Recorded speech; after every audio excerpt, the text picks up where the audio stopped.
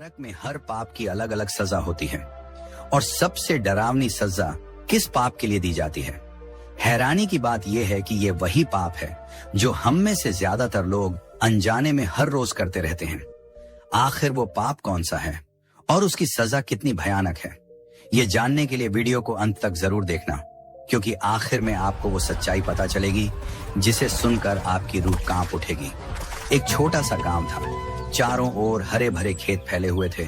मिट्टी की गलियों से बैलों की घंटियां सुनाई देती थीं और तालाब के किनारे बच्चों की किलकारियां गूंजती थीं। यह गांव मेहनती और सच्चे लोगों से भरा हुआ था। हर कोई अपने काम और ईमानदारी से पहचाना जाता था। लेकिन इन्हीं सच्चे लोगों के बीच एक इंसान ऐसा भी था जो इस माहौल से बिल्कुल अलग था। उसका नाम था हरिनाथ। गांव वाले उसे मजाक में झूठा हरि कहते थे। वजह साफ थी, हरिनाथ को झूठ बोलने की ऐसी आदत पड़ गई थी कि सच बोलना उसके लिए नामुमकिन हो गया था। वह दिन भर इधर उधर घूमता और हर किसी से झूठ बोलता। शुरू में लोग इसे मजाक समझते थे और उसकी बातों पर हंस देते थे, लेकिन धीरे धीरे यही मजाक अब परेशानी बनने लगा। एक दिन की बात है, हरिनाथ गांव के बाजार में पहुंचा। सब्जी वाले के ठेले पर खीरे और टमाटर चमचमा रहे थे। सब्जी वाला उसे देखते ही मुस्कुरा उठा और बोला, अरे हरिनाथ भाई, कल मेले में आपको देखा था, बड़े मजे से जलेबी खा रहे थे आप। हरिनाथ ने चेहरे पर झूठी गंभीरता लाते हुए बोला, अरे नहीं भाई, मैं तो कल खेत में हल चला रहा था, सुबह से शाम तक पसीना बहाता रहा। तुमने किसी और को देख लिया होगा। सब्जी वाला चुप हो गया, लेकिन बाकी गांव वाले जो पास खड़े थे उनमें से एक आदमी ने धीरे से कहा, लो, फिर झूठ बोल दिया इसने। हम सब तो मेले में साथ थे और साफ देखा था हरिनाथ को, पूरा हाथ जलेबी की थाली में डालकर खा रहा था। बच्चे खिलखिलाकर हंसने लगे, लेकिन हरिनाथ पर इसका कोई असर नहीं हुआ। वह हंसते हुए अपनी राह चलता बना, मानो कुछ हुआ ही ना हो। कुछ दिन बाद गांव के चौपाल पर सब लोग बैठे थे।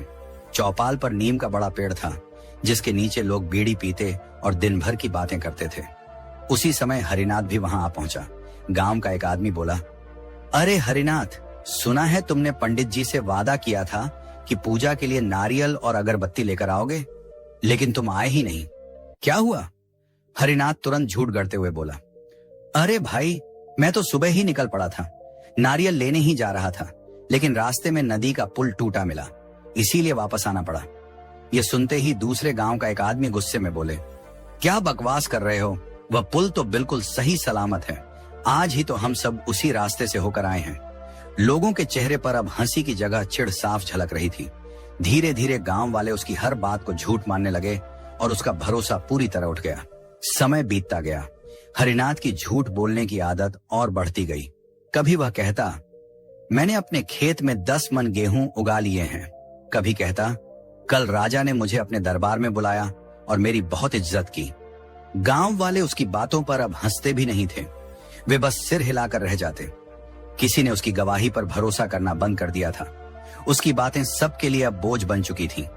एक दिन गांव का बुजुर्ग, जिसे सब सम्मान करते थे, हरिनाथ के घर आया।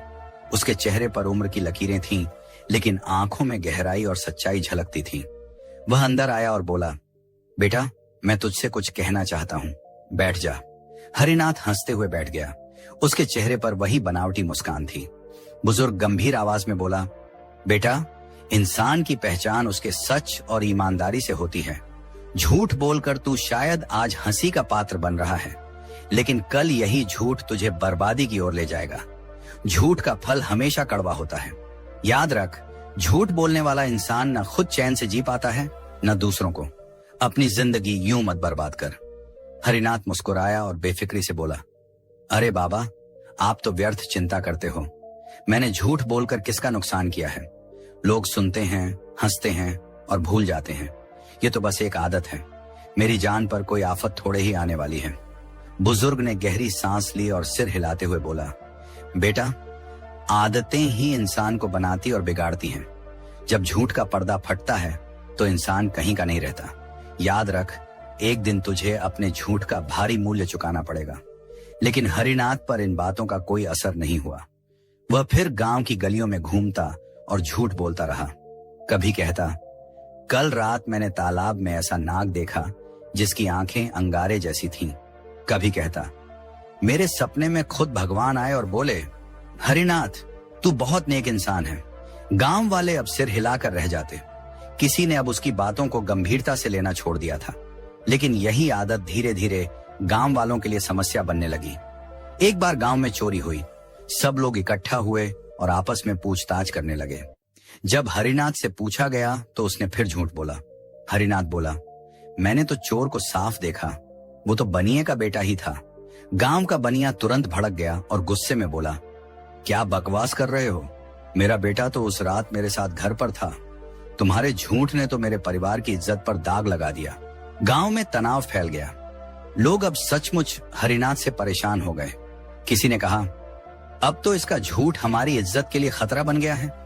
उस रात जब हरिनाथ अकेला अपने घर में बैठा था तो अचानक उसे बुजुर्ग की बातें याद आईं। झूठ का फल हमेशा कड़वा होता है, लेकिन उसने उस पर ध्यान नहीं दिया। वह हंसते हुए खुद से बोला, लोग तो बस बातें बनाते हैं। झूठ बोलना तो मेरी ताकत है। इससे मैं मुसीबत से बच जाता हूँ, लोगों को हंसा देता हूँ। सच बोलकर मुझे क्या मिलेगा? वह नहीं जानता था कि उसका यही झूठ जल्द ही उसकी जिंदगी को ऐसी दिशा देने वाला है जहां से लौटना नामुमकिन होगा। एक दिन की बात है। हरिनाथ गांव से शहर की ओर जा रहा था। रास्ता लंबा था और उसे जंगल से होकर गुजरना पड़ता था। दोपहर का समय था। पेड़ों की छांव घनी थी और हवा में अजीब सी खामोशी थी। तभी अचानक झाड़ियों के पीछे से एक आदमी दौड़ता हुआ आया। उसके हाथ में सामान था। कपड़े अस्त व्यस्त थे और चेहरे पर डर साफ झलक रहा था। वह सीधा हरिनाथ के पास पहुंचा और हांफते हुए बोला, भाई मेरी मदद करो, मेरे पीछे सैनिक लगे हैं। मैंने थोड़ी देर पहले चोरी की है। अगर उन्होंने मुझे पकड़ लिया तो मेरी जान ले लेंगे। मैं इस पेड़ के पीछे छिपता हूं। जब वो लोग तुमसे पूछें तो कहना यहां कोई नहीं आया। हरिनाथ कुछ पल उसे देखता रहा। उसका मन सोचने लगा, वाह, ये तो अच्छा मौका है। अगर मैंने इसे छिपा लिया और सैनिकों से झूठ बोल दिया तो ये मेरी जान तक का एहसान मानेगा। उसने तुरंत हामी भर दी। हरिनाथ बोला, हाँ, तू छिप जा, मैं सब संभाल लूंगा, कोई तुझे छू भी नहीं पाएगा। चोर पेड़ के पीछे जाकर छिप गया। थोड़ी ही देर बाद सैनिकों का एक दल दौड़ता हुआ वहां पहुंचा। उनके कपड़ों से पसीना टपक रहा था और चेहरों पर गुस्सा साफ दिख रहा था। उन्होंने हरिनाथ को देखा और जोर से पूछा, अरे ओ आदमी, क्या यहाँ से कोई चोर गुजरा है? हमने सुना है वो इसी तरफ भागा है। हरिनाथ ने बिना झिझके झूठ बोल दिया। उसने सीना तान कर कहा, नहीं, यहाँ कोई नहीं आया। मैंने तो किसी को जाते देखा ही नहीं। सैनिकों ने इधर उधर नजर दौड़ाई, लेकिन पेड़ों के घनेपन की वजह से ज्यादा देर नहीं रुके। उन्होंने जल्दी से आगे का रास्ता पकड़ लिया और दौड़ पड़े। चोर तुरंत पेड़ के पीछे से निकला। उसके चेहरे पर राहत थी। वह हांफते हुए हंसने लगा और बोला, भाई, तूने मेरी जान बचा ली। अगर तू सच बोल देता तो आज मैं पकड़ा जाता और शायद जिंदा भी न बचता। मैं तेरे इस एहसान को कभी नहीं भूलूंगा। हरिनाथ ने मुस्कुराते हुए कहा, देखा, मैंने कहा था ना, झूठ कभी कभी भलाई भी करता है। लोग कहते हैं झूठ बुरा है, लेकिन सच तो ये है कि झूठ इंसान को मुसीबत से निकाल देता है। चोर ने सिर हिलाया और बोला, बिल्कुल सही, तूने आज मेरी जान बचाई है। मैं तेरा एहसानमंद रहूंगा। दोनों कुछ देर तक बातें करते रहे और फिर अपने अपने रास्ते चल पड़े। लेकिन हरिनाथ के मन में यह बात और गहरी बैठ गई कि झूठ बोलना बुरा नहीं है। उसने सोचा, अब मैं और भी बेधड़क होकर झूठ बोल सकता हूँ। अगर झूठ से किसी की मदद हो सकती है तो इसमें बुराई ही क्या है। गांव लौटने के बाद उसने इस घटना को और भी रंग रूप देकर सबको सुनाना शुरू किया। वह चौपाल पर बैठकर शेखी बघारते हुए बोला, अरे भैयो, कल तो बड़ा मजेदार किस्सा हुआ। जंगल में सैनिक दौड़े दौड़े आए और मुझसे पूछने लगे, क्या चोर भागा है? मैंने कहा, नहीं देखा, और चोर को मैंने बचा लिया। वो तो मेरे पैरों में गिर पड़ा। बोला, भाई तू तो देवता है। गांव वाले एक दूसरे को देखने लगे। किसी ने हंसते हुए कहा, अरे रहने दे हरिनाथ, तू हमेशा कहानियां गढ़ता है। पता नहीं सच बोल रहा है या फिर हमेशा की तरह झूठ। हरिनाथ जोर जोर से हंसते हुए बोला, मानो या न मानो, लेकिन यह सच है। देखना, एक दिन सबको साबित करके दिखाऊंगा कि झूठ ही इंसान की सबसे बड़ी ताकत है। गांव के बुजुर्ग जो पास खड़े थे ने गुस्से में कहा, बेटा, तू समझता क्यों नहीं? आज तूने एक चोर को बचाया है। तुझे लगता है कि तूने भलाई की है, लेकिन कल को वही चोर किसी और का घर लूटेगा। उस पाप का हिस्सा भी तेरे सिर पर आएगा। याद रख, झूठ से कभी सच भलाई नहीं होती। हरिनाथ ने बुजुर्ग की बात को फिर से हंसकर टाल दिया। उसने ताना मारते हुए कहा, आप तो हर बात में प्रवचन देने लगते हैं। जरा दुनिया देखिए, बिना झूठ के कोई काम चलता है क्या? गांव वाले चुप हो गए, लेकिन उनके मन में हरिनाथ के लिए नाराजगी और बढ़ गई। उस दिन से हरिनाथ का आत्मविश्वास और बढ़ गया। अब वह न सिर्फ रोजमर्रा की छोटी बातों में झूठ बोलता, बल्कि गलत कामों में भी लोगों को बरगलाने लगा। किसी से कहता, मैंने राजा के सिपाही से दोस्ती कर ली है, मेरे सामने कोई कुछ नहीं कर सकता। तो किसी से कहता, मैं मंदिर के पुजारी से मिला था, उन्होंने कहा है कि मैं बहुत पुण्यात्मा हूं। लोग उसकी इन बातों से और भी परेशान होने लगे। धीरे धीरे गांव वाले उसके खिलाफ हो गए। अब कोई उसके पास बैठना नहीं चाहता था। बच्चे भी उसे चिढ़ाने लगे, देखो देखो, झूठा हरि आ रहा है। हरिनाथ हंसकर सब सह लेता, लेकिन उसके मन में यह अहंकार बैठ गया, लोग मुझे चाहे जो कहें, मैं तो झूठ से ही जीतता हूं। सच बोलकर किसे कुछ मिला है? वह नहीं जानता था कि उसका यही झूठ आगे चलकर उसकी बर्बादी की सबसे बड़ी वजह बनने वाला है। समय धीरे धीरे बीत रहा था, लेकिन किस्मत ने उसके लिए एक और मोड़ तैयार कर रखा था। वही चोर जिसे उसने जंगल में सैनिकों से बचाया था, अब गांव में वापस आ गया। इस बार उसने गांव के मंदिर को निशाना बनाया। रात का समय था, गांव के लोग अपने अपने घरों में सोए थे, लेकिन मंदिर में चोरी की खतर-पटर सुनकर कुछ गांव वाले जाग गए।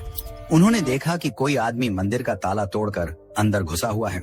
शोर मचाने पर सैनिकों की टोली तुरंत आ पहुंची और चोर को रंगे हाथ पकड़ लिया। सैनिकों ने चोर को बांधकर राजा के दरबार में पेश किया। दरबार में राजा का चेहरा कड़क और आंखों में गुस्सा था। उसने चोर को घूरते हुए कहा, हे अपराधी, तू कौन है और किसने तुझे इतनी हिम्मत दी कि हमारे गांव के मंदिर को लूटने आया? चोर कांपते हुए बोला, महाराज, मैं तो एक छोटा चोर हूं, लेकिन सच्चाई ये है कि पिछली बार जब मैं चोरी करके भागा था तो आपके सैनिक मुझे पकड़ने वाले थे। तभी गांव के एक आदमी ने मुझे बचा लिया। अगर उसने मुझे छिपाया न होता तो मैं कब का पकड़ा जाता। राजा ने भौहें चढ़ाई और पूछा, कौन था वो आदमी? उसका नाम बता। चोर ने डरते हुए इशारा किया और बोला, महाराज, वो आदमी यही गांव का है, उसका नाम हरिनाथ है। उसने ही मुझे पेड़ के पीछे छिपाया था और सैनिकों से कहा था कि कोई चोर यहां से नहीं गया। दरबार में सन्नाटा छा गया। सबकी नजरें हरिनाथ की ओर घूम गईं। सैनिकों ने तुरंत हरिनाथ को भी पकड़कर राजा के सामने ला खड़ा किया। राजा की आवाज गूंजी, हरिनाथ, क्या यह सच है? तूने एक चोर को छिपाया और सैनिकों से झूठ बोला? हरिनाथ हड़बड़ाया, लेकिन उसके पास झूठ बोलने के सिवा कोई चारा नहीं था। वह गिड़गिड़ाते हुए बोला, महाराज, मैं तो मजाक कर रहा था, मुझे क्या पता था कि वो चोर है। उसने मुझसे मदद मांगी तो मैंने सोचकर कह दिया कि इधर कोई नहीं आया। ये मेरी गलती नहीं थी। राजा क्रोध में बोला, मूर्ख, मजाक में मंदिर लुट जाते हैं, मजाक में अपराधी बच जाते हैं। तू सोचता है कि झूठ बोलकर हर बार बच जाएगा? तेरा झूठ आज तेरे गले का फंदा बनेगा। गांव वाले भी दरबार में खड़े थे। कोई बुदबुदाया, देखा, हमने कहा था ना, झूठ का फल हमेशा कड़वा होता है। हरिनाथ रोते हुए बोला, महाराज, मुझे माफ कर दीजिए। मैं वादा करता हूं कि अब कभी झूठ नहीं बोलूंगा। ये मेरी आखिरी गलती थी। लेकिन राजा का दिल सख्त हो चुका था। उसने ऊंचे स्वर में कहा, झूठे इंसान की बात पर अब कोई विश्वास नहीं करता। तूने गांव का नुकसान किया है, तूने अपराधी को बचाया और मंदिर के अपमान का कारण बना। तेरे अपराध की सजा मौत है। आज से ही तुझे फांसी दी जाएगी। ये सुनते ही दरबार में हलचल मच गई। हरिनाथ के पैरों तले जमीन खिसक गई। उसने चारों ओर देखा, लेकिन कोई उसे बचाने के लिए आगे नहीं आया। जिन लोगों के सामने वह कभी झूठ बोलकर शेखी बघारता था, वे सब आज चुप खड़े थे। फांसी की तैयारी शुरू हुई। गांव वाले देखने के लिए इकट्ठा हुए। हरिनाथ के गले में रस्सी डाली गई।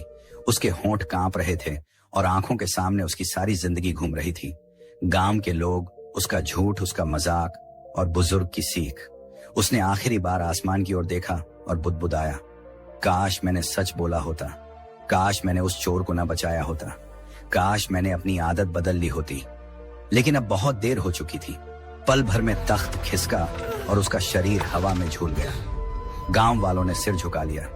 कोई अफसोस कर रहा था तो कोई कह रहा था, झूठे का यही अंजाम होना चाहिए।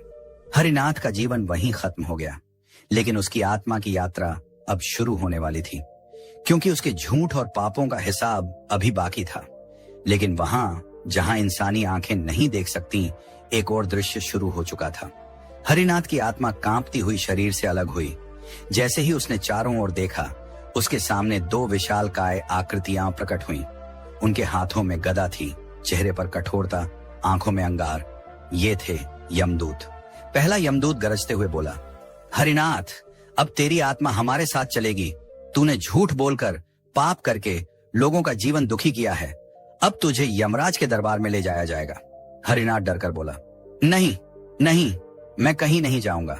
मैं निर्दोष हूं, मैंने कुछ गलत नहीं किया। दूसरा यमदूत हंसते हुए बोला, निर्दोष? तेरा झूठ अब भी बंद नहीं हुआ। तेरी पूरी जिंदगी झूठ में बीती और मरने के बाद भी तू झूठ बोल रहा है। चल, यमलोक की यात्रा का समय हो गया है। यमदूतों ने लोहे की जंजीरें हरिनाथ की आत्मा पर डाल दी। जंजीरें इतनी भारी थीं कि उसकी आत्मा तड़प उठी। दर्द ऐसा था जैसा उसने कभी महसूस नहीं किया था। धीरे धीरे वे यमलोक पहुंचे। वहां का दृश्य भयावह था। काली हवाएं, आग के कुंड, चीत्कार करती आत्माएं और चारों ओर खौफ का माहौल। बीच में एक विशाल सिंहासन पर यमराज बैठे थे। गहरे काले वस्त्र, हाथ में गदा और आंखों में न्याय की कठोर चमक। यमराज की गर्जन भरी आवाज गूंजी, कौन है ये आत्मा जिसे मेरे सामने लाया गया है?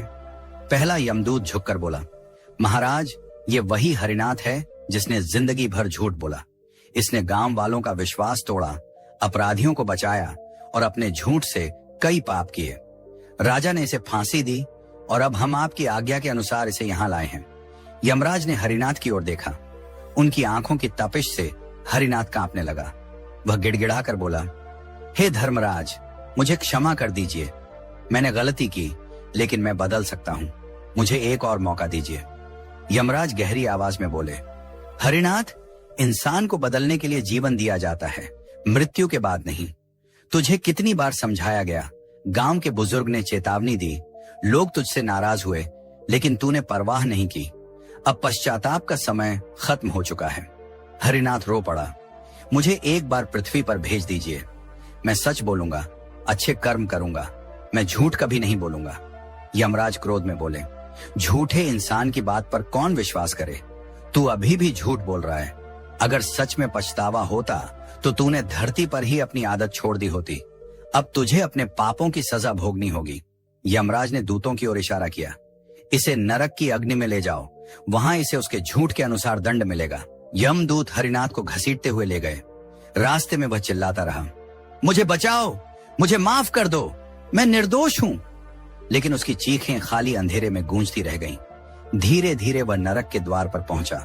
वहां उसने देखा, किसी आत्मा को गर्म तेल से भरे कड़ाह में डाला जा रहा है, किसी को जलते अंगारों पर चलवाया जा रहा है, किसी को कांटों से भरे जंगल में घसीटा जा रहा है। हर तरफ दर्द और तड़प का मंजर था।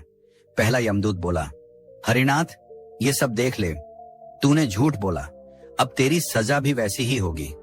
यहां किसी को बख्शा नहीं जाता। हरिनाथ की आत्मा चीख उठी, नहीं, मैं ये सब नहीं सह पाऊंगा, मुझे छोड़ दो। लेकिन उसकी दया की पुकार किसी ने नहीं सुनी।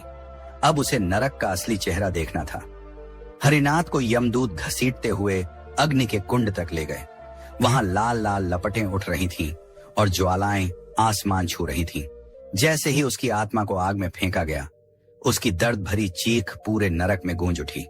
वह तड़पता, झुलसता और बार बार चिल्लाता, काश मैंने झूठ न बोला होता, काश मैंने सच का रास्ता चुना होता। लेकिन अब बहुत देर हो चुकी थी। दोस्तों, अब जरा सोचकर देखो, हरिनाथ अकेला ऐसा नहीं था जिसने झूठ बोला हो। हम सब अपनी जिंदगी में कहीं ना कहीं सच छुपाते हैं, झूठ बोलते हैं। लेकिन याद रखो, मृत्यु के बाद सबका हिसाब होता है। नरक में हर पाप की अपनी अलग सजा है और कोई भी बच नहीं सकता। झूठ बोलने वालों को वो अग्नि कुंड मिलता है जिसमें हर पल आत्मा जलती और तड़पती रहती है। वहां से बाहर आने की कोई राह नहीं होती। जितना बड़ा झूठ उतनी भयानक अग्नि। चोरी करने वालों के लिए गर्म लोहे के हथियार और जलते हुए तेल से भरे कड़ाह रखे जाते हैं। उनकी आत्मा को बार बार उसमें डाला जाता है और बार बार निकाला जाता है, ताकि उन्हें याद रहे कि उन्होंने दूसरों का हक छीना था। जो पराई स्त्री को बुरी नजर से देखते हैं या गलत संबंध बनाने का प्रयास करते हैं उन्हें कांटों और तेज धार वाले जंगल में नग्न घसीटा जाता है। हर कदम पर शरीर चीर दिया जाता है और फिर भी आत्मा को मरने का सुख नहीं मिलता। यह पाप इतना घिनौना है कि यमराज भी कठोर दंड देते हैं। जो लोग दूसरों का हक छीनते हैं, जमीन हड़पते हैं, अनाथों और गरीबों से धोखा करते हैं, उन्हें लोहे की जंजीरों से बांधकर पिघले हुए तांबे में डुबाया जाता है। उनकी आत्मा बार बार जलती है, फिर भी मौत नहीं आती। अपने स्वार्थ के लिए दूसरों को दुख देने वाले, चाहे परिवार हो, पड़ोसी हो या कोई अजनबी, उन्हें जहर भरे सांपों और बिच्छुओं से भरे गड्ढे में डाला जाता है। हर पल डसने का दर्द उन्हें उस पीड़ा का एहसास दिलाता है जो उन्होंने अपने स्वार्थ से दूसरों को दी थी। और जो लोग माता पिता का अपमान करते हैं, बुजुर्गों की अवहेलना करते हैं, उन्हें यमलोक में लंबे लंबे बर्फीले पहाड़ों पर नग्न खड़ा किया जाता है। ठंड से उनकी आत्मा कांपती रहती है, पर कहीं भी आश्रय नहीं मिलता। दोस्तों, ये सब सुनने में डरावना लगता है, लेकिन यही सच्चाई है।